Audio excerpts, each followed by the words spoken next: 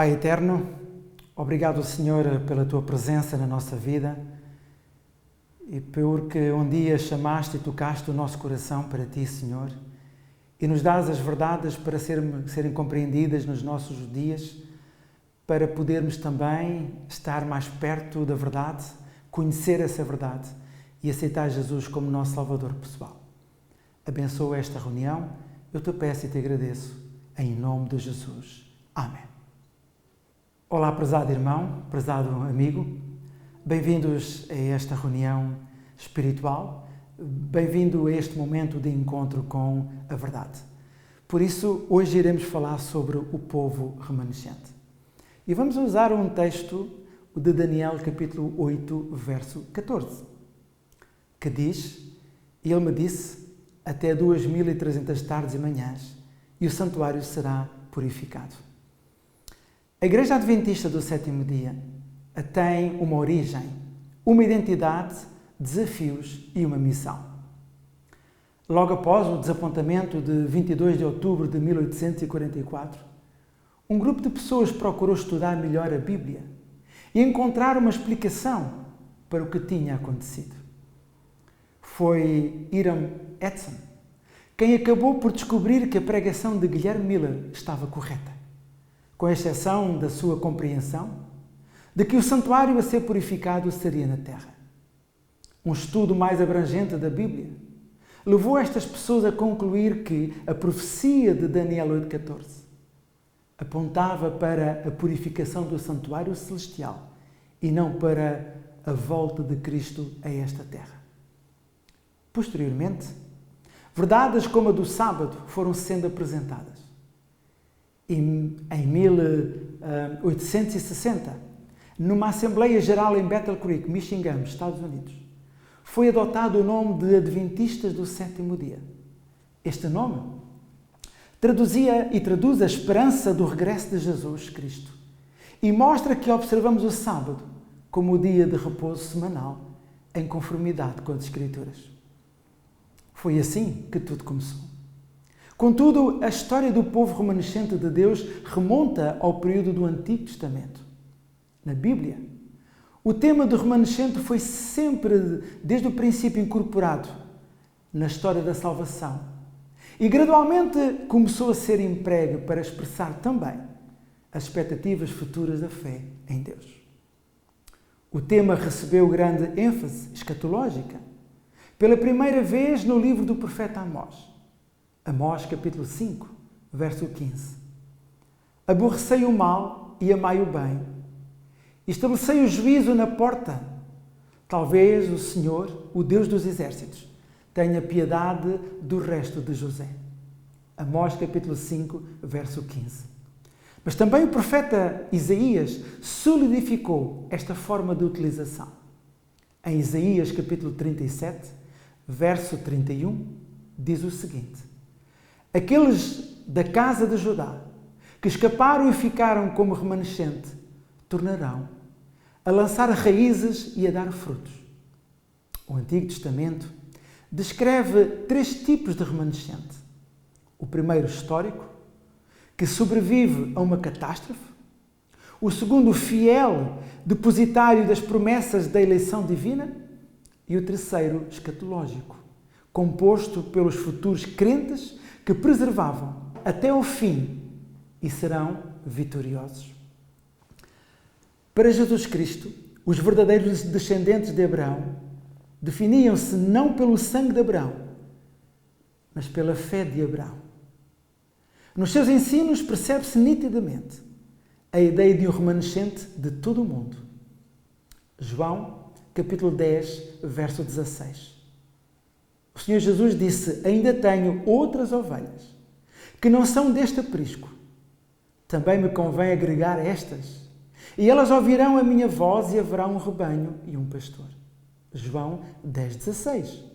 Mas também em Mateus capítulo 16, verso 18, Jesus continuou e disse: "Pois também eu te digo que tu és Pedro, e sobre esta pedra edificarei a minha igreja, e as portas do inferno não prevalecerão contra ela."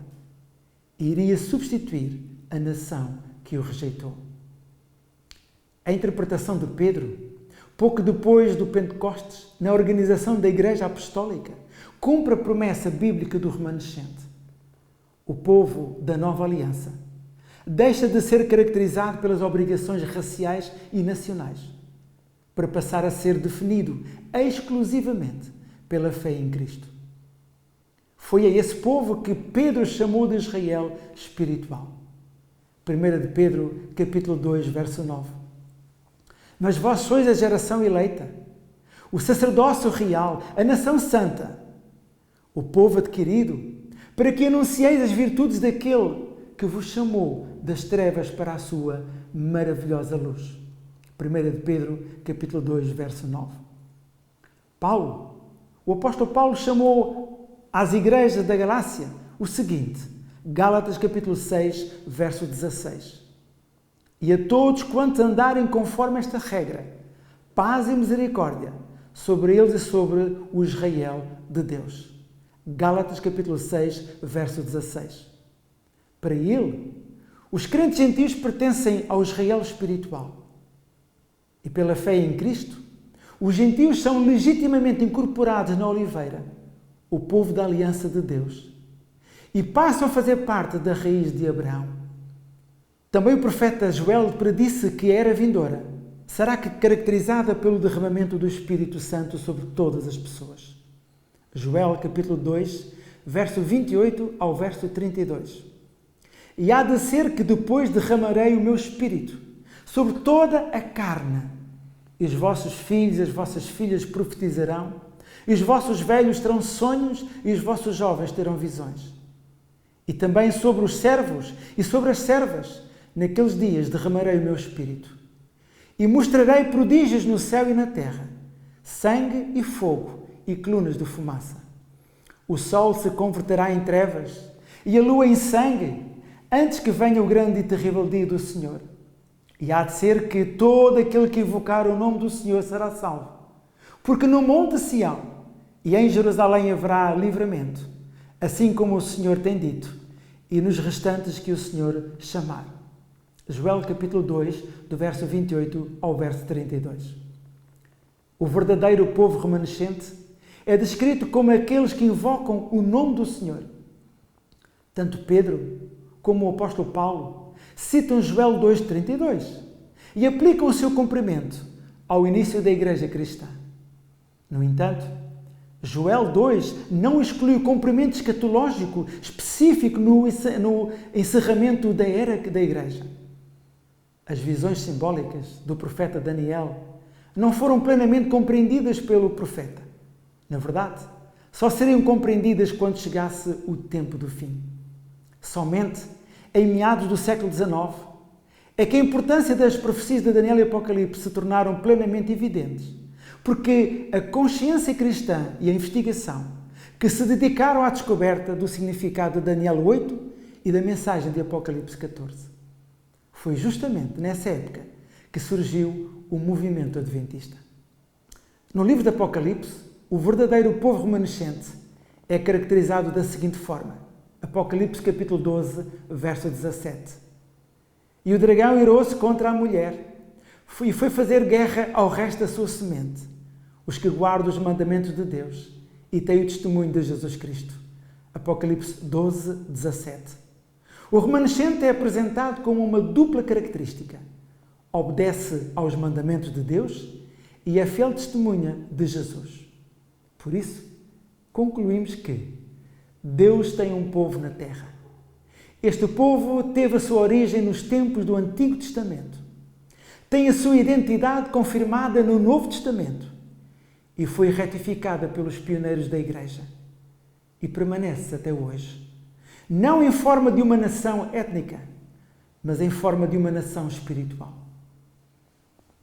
Prezado irmão, prezado amigo, se você é um adventista do sétimo dia, ou se ainda não é, talvez gostasse de ser.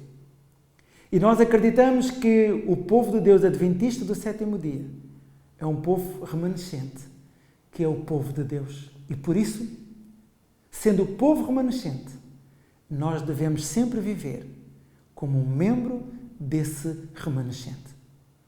Somos o povo de Deus. Obrigado pela sua presença e que Deus o abençoe. Pai, como acabamos de ouvir neste momento, que cada um de nós possa, Senhor, ir ao teu encontro, receber o que tu nos concedeste, para que nenhum de nós seja apanhado desprevenido ou enganado, Senhor, pelos falsos profetas dos últimos dias. Dá-nos, Senhor, a certeza da tua salvação através da tua palavra, através dos teus mandamentos. Eles são importantes para a nossa vida. Obrigado, Senhor, pelo teu amor, pelo teu perdão. Eu te peço e te agradeço. Em nome de Jesus. Amém.